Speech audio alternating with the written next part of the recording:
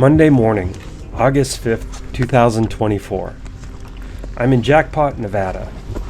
This is not only the start of the Ridaho GRIT 1 adventure route, but the beginning of a journey. Ahead lies 1,300 miles of Idaho's unforgiving mountains, forests, and rivers. Follow along with me over the next 7 days as I ride my purpose-built dirt bike, alone and unsupported, across some of Idaho's most extreme and expansive wilderness.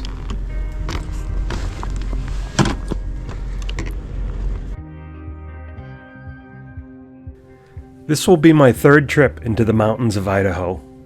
I'm from New England, far from this rugged, untamed terrain, so every ride here is a venture into the unfamiliar.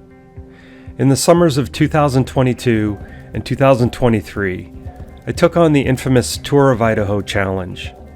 You may have seen my other YouTube videos from those trips. I feel that they capture not just the breathtaking beauty and diversity of the Idaho wilderness, but also the brutal challenges and relentless tests of endurance that come with this kind of adventure riding. Most people think that I'm crazy for taking on such a challenge, alone and unsupported, not once, but now 3 times. The Idaho wilderness is remote, unforgiving, and extremely dangerous. There are places where a single misstep off the trail means the only way out is by helicopter. This is not a weekend dual sport ride or backcountry discovery route. The Ridaho team captures it perfectly. Few things capture the passion and sometimes obsession of this kind of motorcycle adventure. This challenge demands a precise mix of self-reliance, speed, focus, endurance, mechanical skill, and physical ability, all of which must come together to succeed. It is just that obsession, this drive to test every skill in such a raw, demanding environment, that has brought me here, alone, in the dark, in the middle of the desert on Idaho's southern border, looking north towards the unknown, towards the challenge, the risk, and the reward that only this kind of adventure can deliver.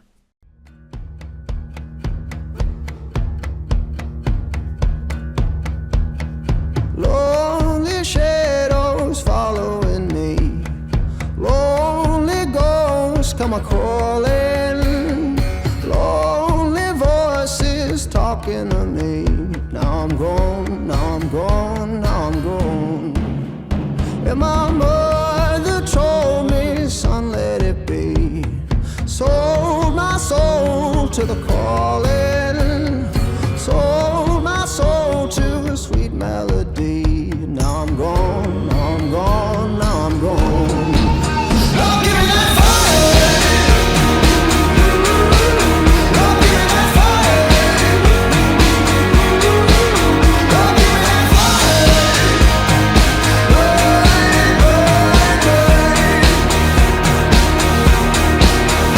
Oh, 1,000 faces staring at me, 1,000 times I've fallen, 1,000 voices dead at my feet. Now I'm gone, now I'm gone, now I'm gone. And my mother told me, son, let it be. Sold my soul to the calling, sold my soul to a sweet melody. Now I'm gone, now I'm gone, now I'm gone. Oh, give me that fire. Oh, give me that fire. Oh, give me that fire.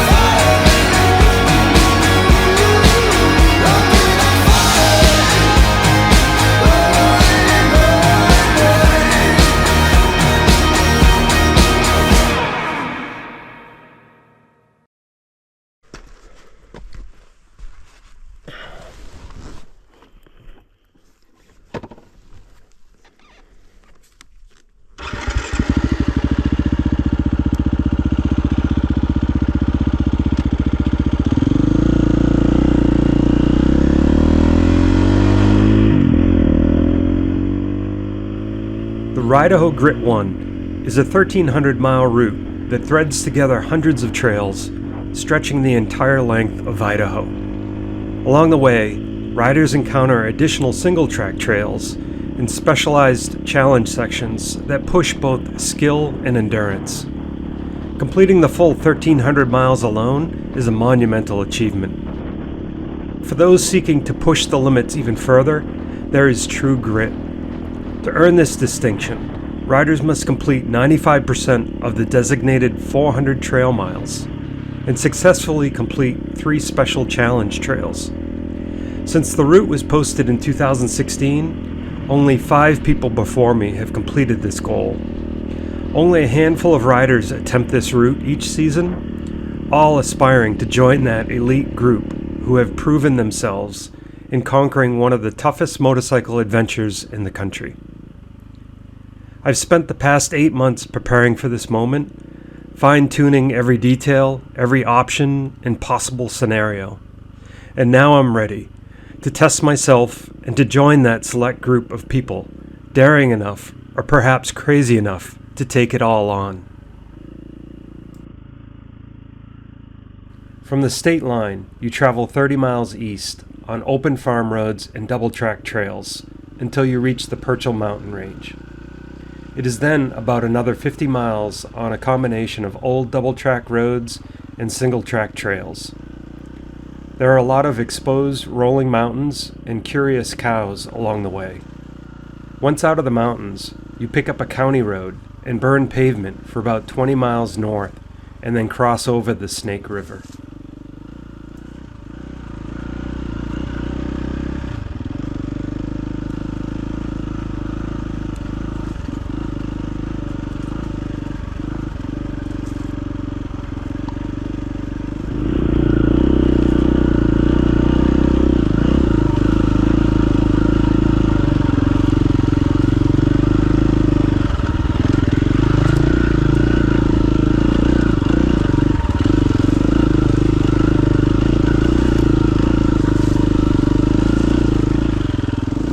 The route today is 226 miles long and only has about 30 miles of single track.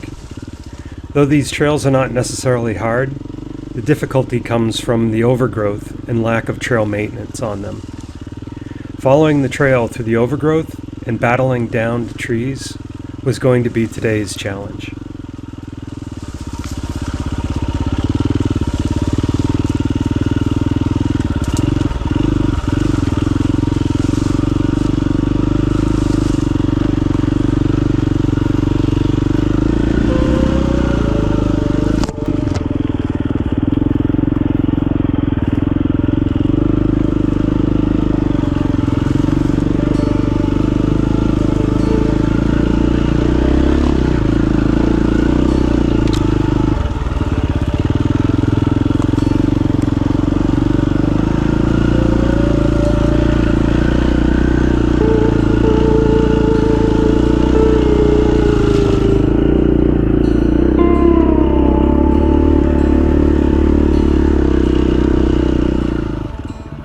The southern tier of Idaho is mostly a high desert. This takes most of day one to traverse. Once on the other side, you'll reach the higher elevations and the more traditional big mountain geography that we'll see over the remainder of the trip. The first 5 hours or so of this morning will be in a high desert mountain range before dropping down into the farmlands. Though it doesn't have the epic mountain vistas found later in the trip, crossing the desert environment can itself be a very interesting experience.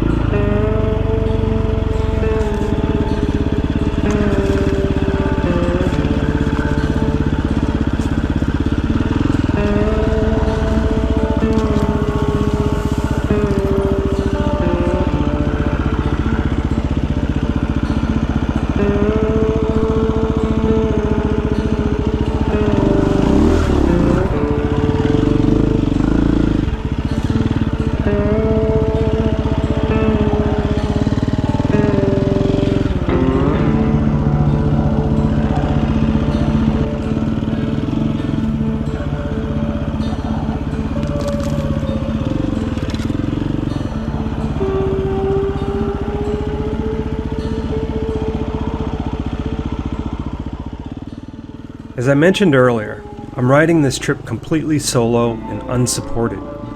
Everything I need to survive, everything I need to keep the bike running, I need to carry with me. There's no support crew following along, no one servicing the bike at night, no safety net. The spirit of this challenge is total self-reliance. Many riders tackle these routes in teams. There's a shared experience there. Traveling solo is something entirely different. You are completely alone, no one to push you along, no one to encourage you, no one to bail you out. Every obstacle, every decision, every challenge falls on your shoulders. And the magnitude of it all makes the journey far more intense and more rewarding. After 3 seasons of riding these trips solo, I still struggle to fully put the experience into words. Out here in the wilderness, hours from the nearest services, staring across vast valleys and rugged mountain range, it hits you, the enormity of it all. Your usual worries fade away. The complexity of life, the noise, the endless tasks, they all seem to disappear. What remains is raw and simple. It's you, the bike, and the wilderness expanding endlessly around you.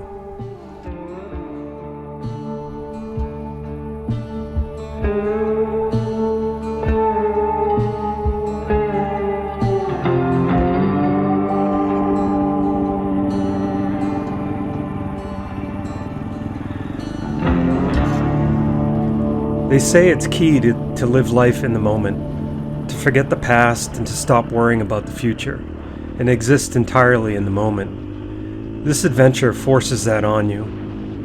The scenery, the smell of the damp mountain air, every fear and exhilaration is amplified. And as the days pass, as you ride deeper into the wilderness, that intensity grows. It becomes all-encompassing. It becomes addictive.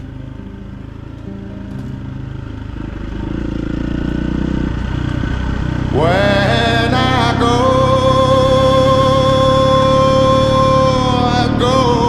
alone. There ain't no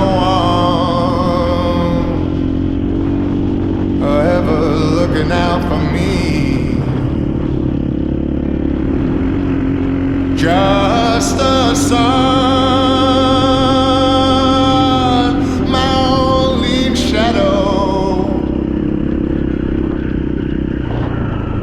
In the wind, out among the trees.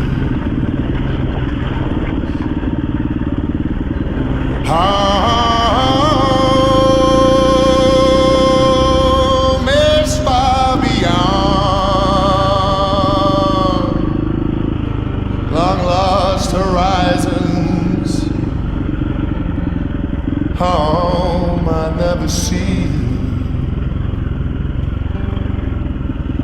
Or I'll be a prisoner of the road, and I'll no key that will ever set me free.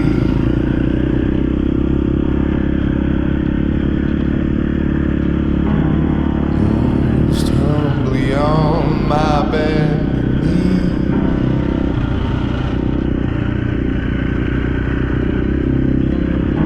I'm begging you, help me please, for I'm a prisoner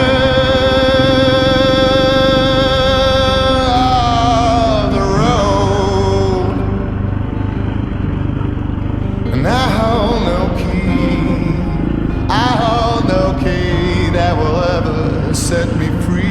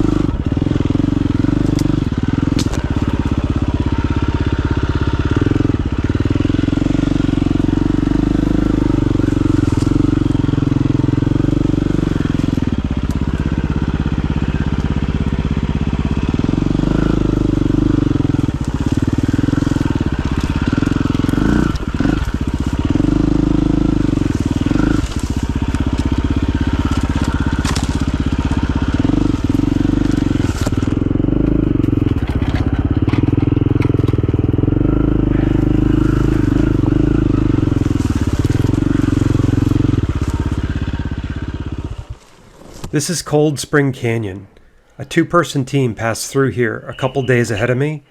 Judging by their GPS tracker, they struggled, and it didn't take me long to understand why.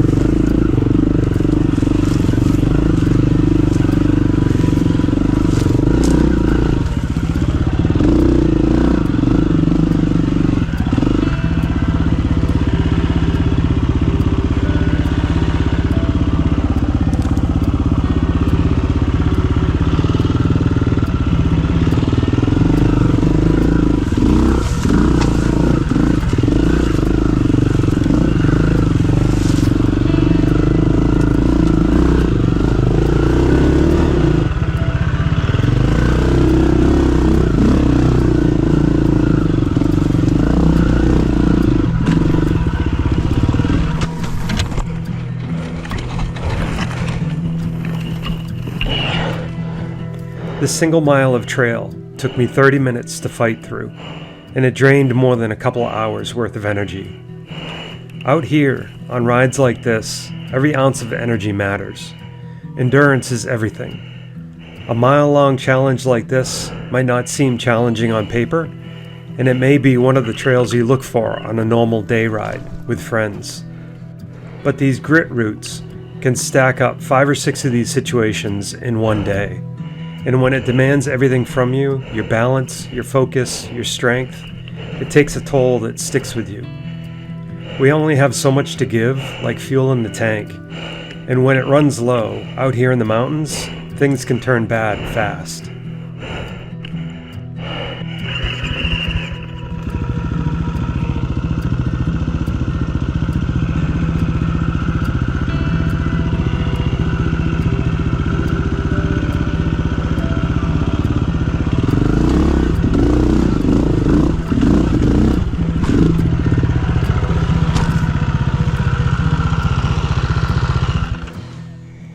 On these long endurance rides, you don't have much time to recover, so things snowball quickly.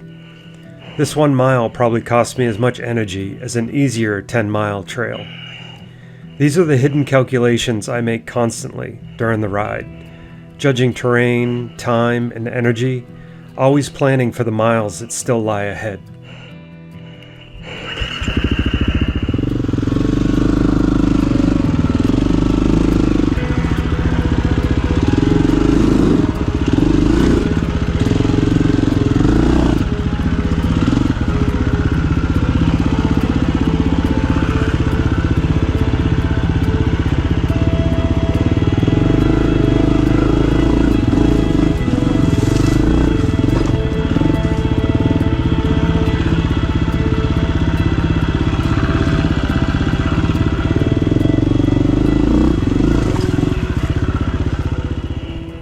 In hindsight, it probably would have been easier and safer to just skirt the brush line on the hillside.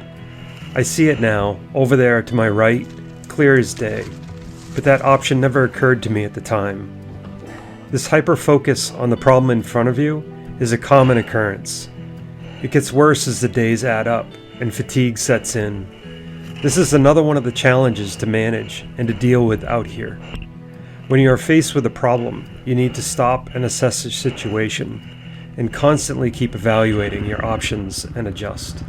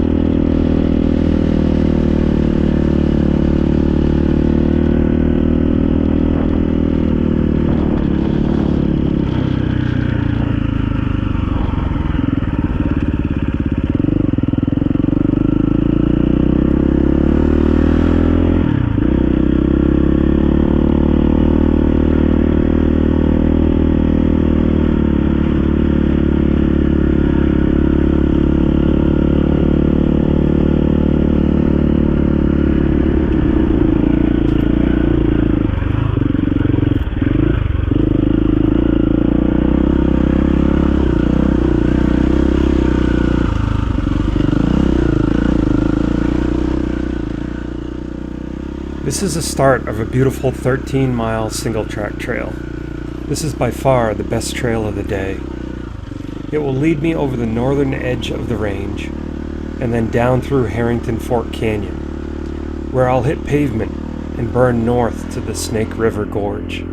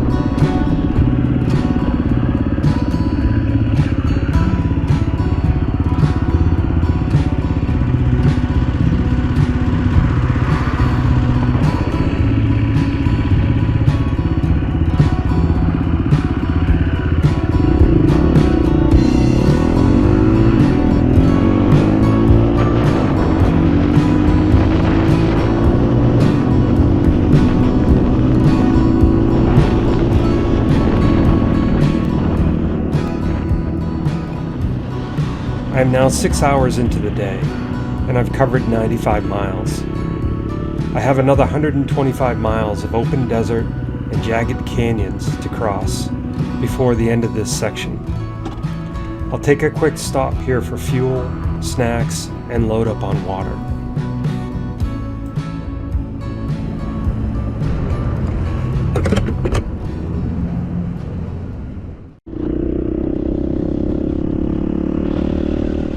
I'm now entering into the Snake River Plain. This is a high desert that stretches across the width of southern Idaho.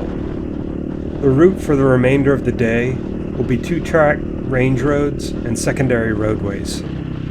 My goal was to be here a couple hours earlier and avoid the afternoon desert heat, but that didn't work out this time. The ride is through open range, but it is slow due to hardened ruts and the endless gates to pass through. I was happy to get this section completed.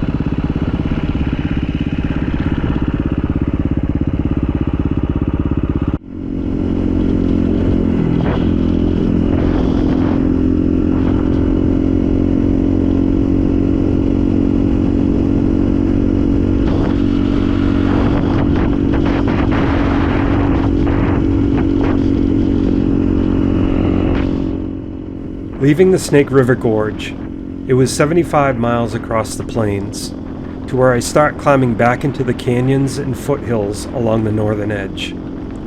The views and terrain improved quickly, and I started to get a look at the mountain ranges that I'll travel up into on day 2. After crossing a number of valleys, I'll dive down into the Lake Anderson area and the village of Pine, where I'll spend the night.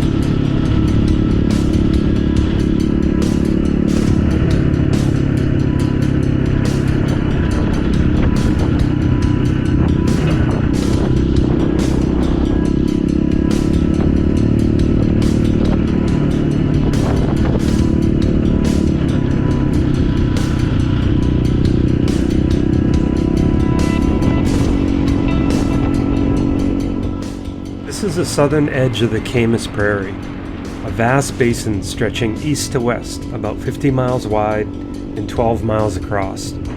It is named for the Camas flower that blooms here in early June. There is another Camas Prairie located in northern Idaho on the Nez Perce Reservation. I'll pass through that on day 5. The mountain range up in front of me, just off center, I'll climb to the top of that tomorrow morning on day 2. I don't have vast open land like this where I'm from, so I'm always mesmerized when riding through areas of this scale and beauty. This is another highlight of day 1 for me, so I'm just going to let the video play.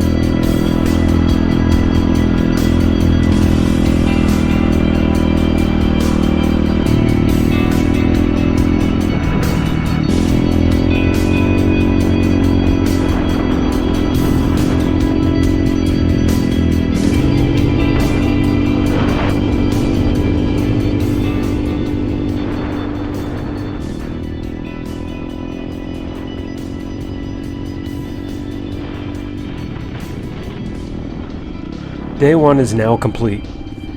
I arrived before the gas station closed, and I purchased the food and fluids I needed for day 2. An important strategy in this trip is logistics. Many of these small towns close up early in the evening. With a route like this, you need access to these critical services.